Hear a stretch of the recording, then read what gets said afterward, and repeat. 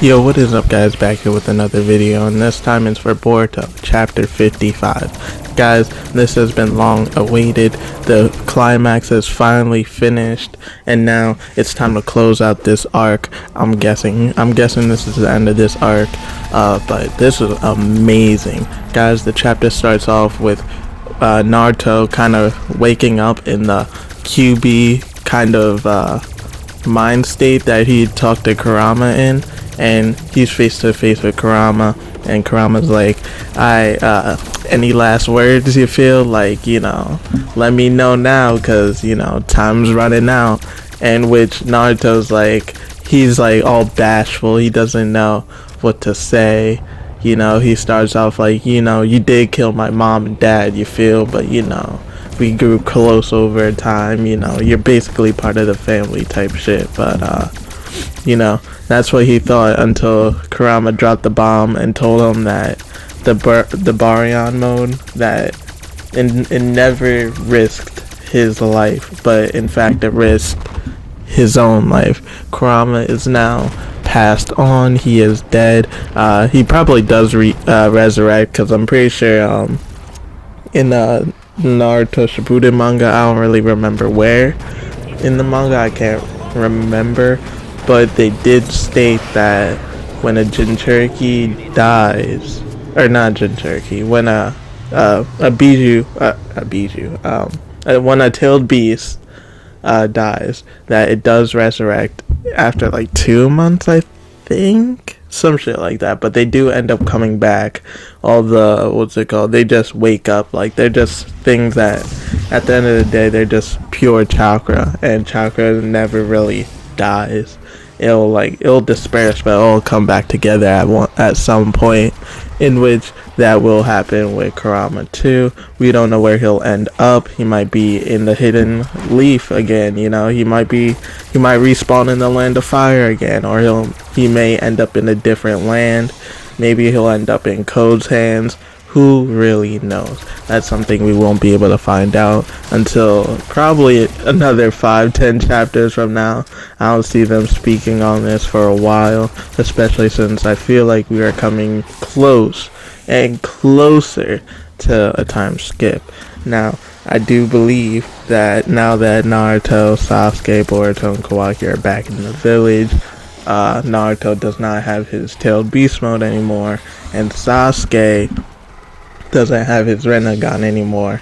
Now that those things are 100% confirmed, next chapter I believe will be kind of the end result, kind of everybody finding out that Naruto's no longer a Jinchuriki, and learning that Sasuke has lost his Rinnegan now. And with those two big factors being known to the public and also throughout the great nations, it leads to a problem. Like, the only people who are honestly able to take on Otsutsuki threats were Sasuke and Naruto, but now they've been severely nerfed. Now it comes to a point of the next generation stepping up, kind of taking over the mantle of their parents, because at this moment everybody has to step up now. It's not just Naruto and Sasuke handling everything in the backskirts. Now it's like people like Rock Lee, Sakura, Ino, Choji, Shikamaru, everybody from Naruto's generation, and in between, like Konohamaru, Mirai, those people, they're all gonna need to step up. They're all gonna have to kind of train to get stronger, because now threats cannot be kind of taken care of so easily anymore, now that Naruto is not as overpowered. Same with Sasuke. Now that I've mentioned that fact, I do believe, now that we know for a fact that Naruto's still alive, I think he'll still be Hokage. I mean, there might be a chance that he may retire, but I think he'll end up staying on. If he does end up retiring, I feel like he's gonna retire, but only retire to go train and kind of get new power, because he's lost his main source of power. Right now, his strongest mode is Sage mode. He does not have QB mode anymore. So I could see him going out to training Kawaki, kind of training him to become a ninja and to become a really, really strong asset for the Hidden Leaf Village. Same with Sasuke. I could see Sasuke taking Boruto. Like, that's how I see. Naruto goes off to train, he takes Kawaki.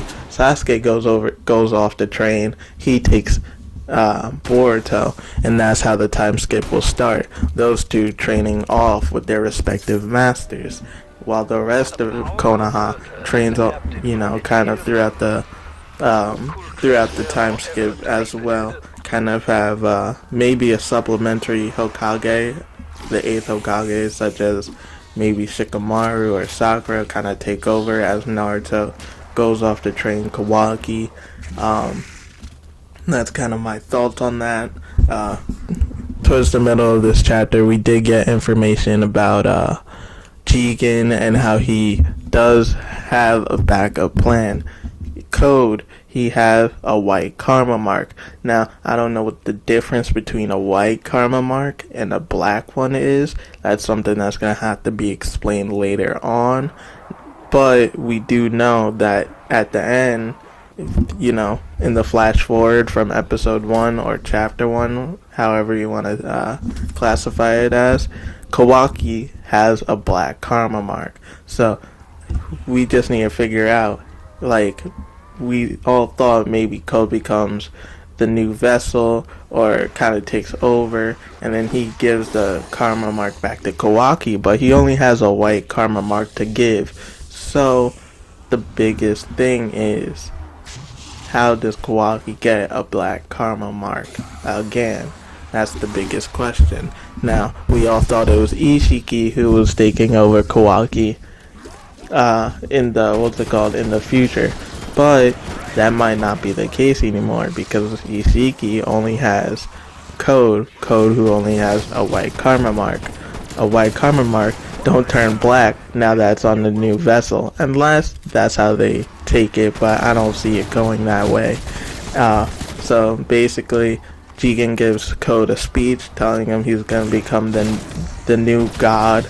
He's going to be the one to take over the Otsutsuki's beliefs and kind of carry on their tradition.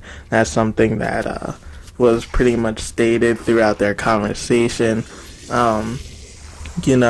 After now back to the whole Kurama dying thing. After Kurama kind of dissipates, you see Naruto reaching out, telling him to wait. That's going to be so emotional when it becomes animated, and it's going to be even more emotional when you see, you got, what's it called? At first you get Naruto reaching out, Kurama, no, don't go. But then he, opens his eyes again, and he has Boruto holding his hand, kind of, screaming, Dad, what's wrong, Dad? And then Naruto opens his eyes. As he is reaching out to Kurama, he opens his eyes and sees Boruto's face. And at that point, you get a nice scene where you got Boruto hovering over his dad, who was basically looking lifeless.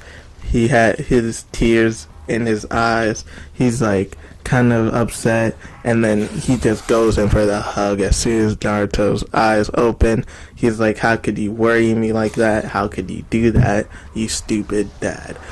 Now that was really touching. That's gonna be great when it's animated.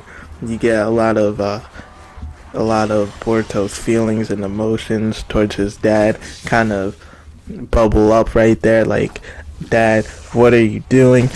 You scared the shit out of me. I thought you were dead type shit. Never do that shit again. You had me worried. Now that was very touching, especially since most people do not like Boruto because of the fact that he's kind of I guess, mean to Naruto or whatever. But guys, that's been over with.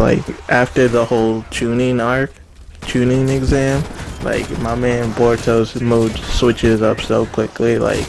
He cares about his dad. He always has. He just has a hard time showing it, and you can very well see that in this scene right here. Now, you kind of get this scene where Kawaki and Sasuke, they all rely on Boruto to get back to the village. He is the only one who's able to use space-time ninjutsu now. Kawaki has no karma mark anymore, and Sasuke, what's it called? His Renegon is completely destroyed, as he stated this chapter. 100% confirmed. Sasuke said it himself. His Renegon is gone. That shit is Renegon, my guy. And at that point, Boruto feels bad. He's like, master, like, he's just, you could tell that he's like sad as fuck. Like, he's looking at Sasuke, like, with such dread on his face. Like, that was great. And Kawaki, he picked up on it. He could tell that Boruto was worrying about the same thing, about the Otsutsuki, or Momoshiki to be exact, taking over his body once again if he uses the karma again. But, my boy Boruto, he has to do what he has to do, and he finally figures it out with Kawaki, and is able to open the space-time ninjutsu portal and get themselves home. Before that scene, we do get this one scene with Shikamaru and everybody in that underground room, Sumire, Dr. Katasuke, and Amato.